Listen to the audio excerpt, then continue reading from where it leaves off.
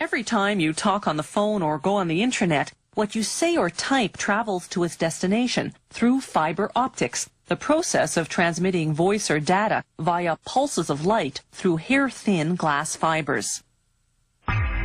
Those fibers start out as large glass tubes. First, workers unwrap the tubes.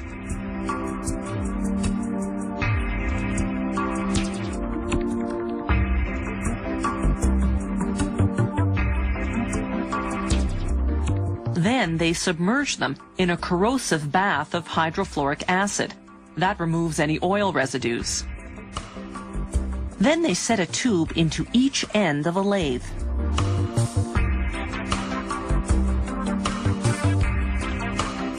As the tubes spin, they're heated with a hydrogen-oxygen flame. When the glass turns white, it's getting close to hitting peak temperature. At 2,000 degrees Celsius, the two tubes fuse together. They put this new longer tube onto another lathe. As the tube spins, they inject a mixture of chemical gases inside, while a traversing burner heats everything up.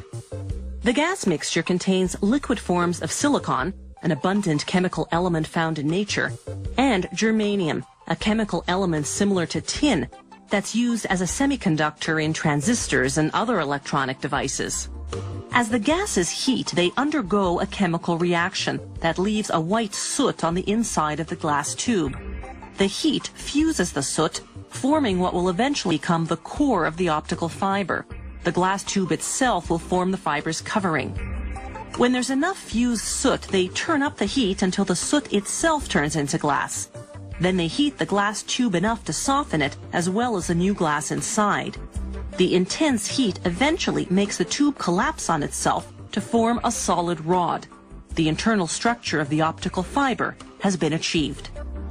But it's in the form of a big bulky rod called a preform, so the next step is to thin it out. First, they excise the preform from the uncollapsed section of the glass tube.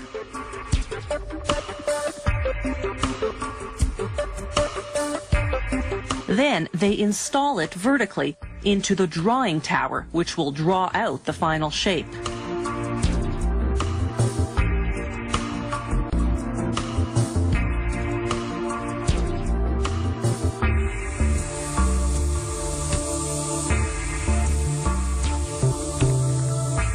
The drawing tower's oven heats one end of the preform to 2,000 degrees Celsius.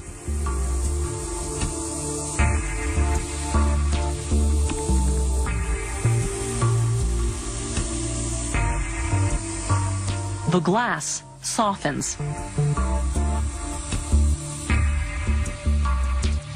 Gravity helps pull it down, like honey dripping from a spoon.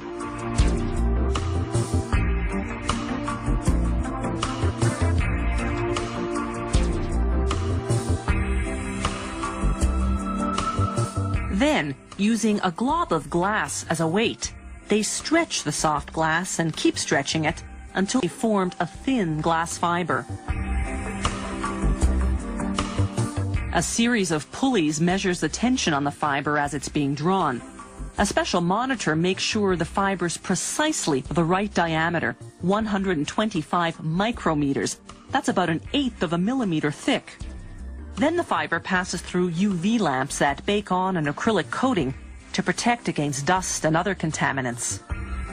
Finally, the fiber is rolled onto a drum. From here, it's either shipped out as is or put into a cable. Fiber optic cables are expensive to produce, but they're smaller and lighter than traditional copper cables. They carry more information and need fewer repeaters to keep the signal from deteriorating. And unlike copper cables, they're immune to electromagnetic interference. They're also hard to tap without being detected. And all this is made possible by a complicated process based on a very simple principle: light traveling through glass.